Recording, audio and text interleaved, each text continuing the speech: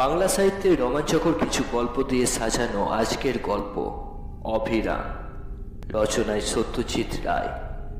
প্রধান চরিত্রে শঙ্কর বাবু ও অভিরাম। গল্প পাঠে সূর্য। শুরু হচ্ছে অভিরাম। তোমার নাম কি? অভিরাম বাবু। তা তোমার বাড়ি কোথায়? ওই উলুইপুর গায়ে বাবু, ওড়িশা। বাড়িতে আছে কে? আমার দাদা আছে, বৌদি আছে, দুই ভাইপো আছে। তা তোমার বাড়ি যেতে হয় না?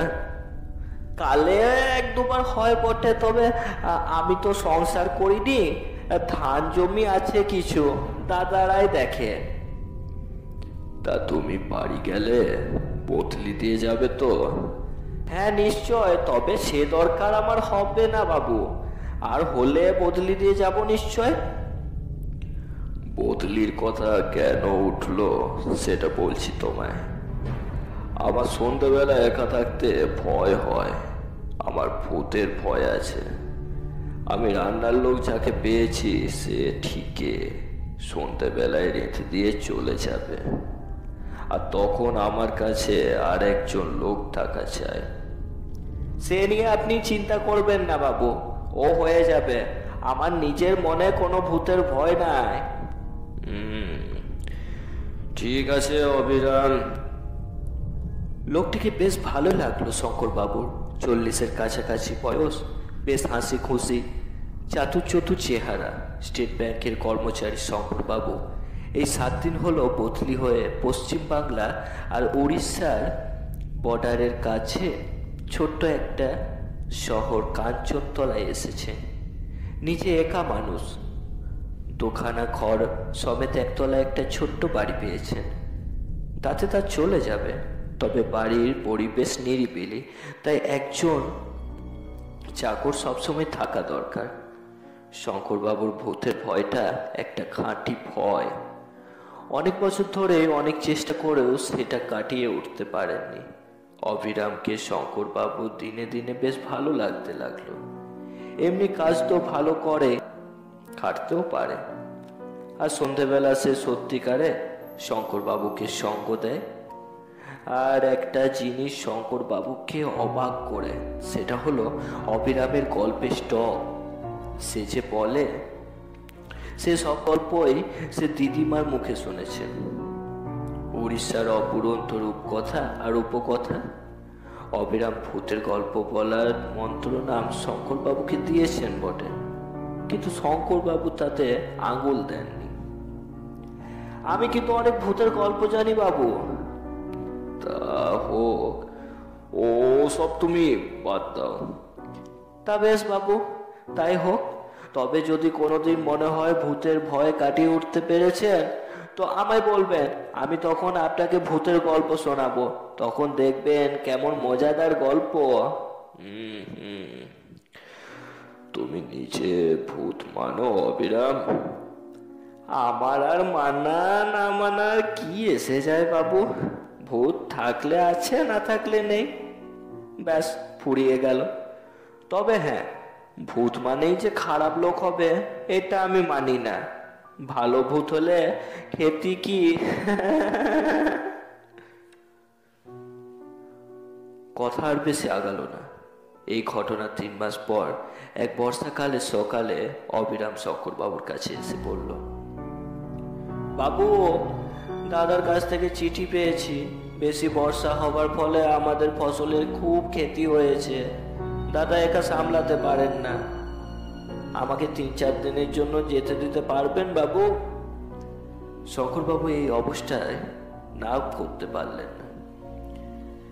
কিন্তু তুমি যে যাবে, লোক দিয়ে যাবে তো? নিশ্চয়, খুব ভালো লোক দেব।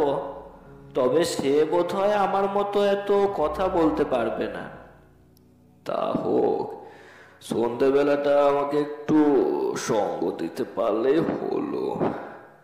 তা খুব পারবে। আপনি যতক্ষণ না শুতে যাবেন ততক্ষণ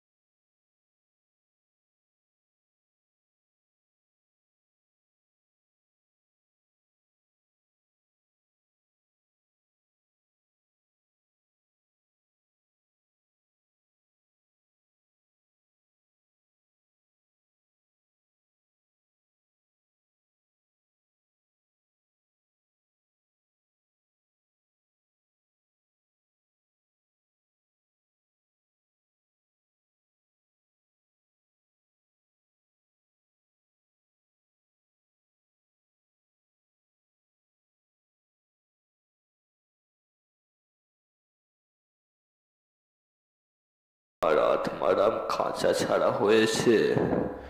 আমার দেহ ওই পড়ে আছে খাটের ওপর, দৃষ্টি ছাদের ওপর, দেহে প্রাণ নেই। তবে আর দেরি কেন করছেন বাবু? চলে আসেন বাবু। আমাকে গল্প শোনাতে পারবি? হ্যাঁ, ভূতের গল্প। হ্যাঁ বাবু, কারণ এখন আর ভয় নেই। যা বলেছেন বাবু।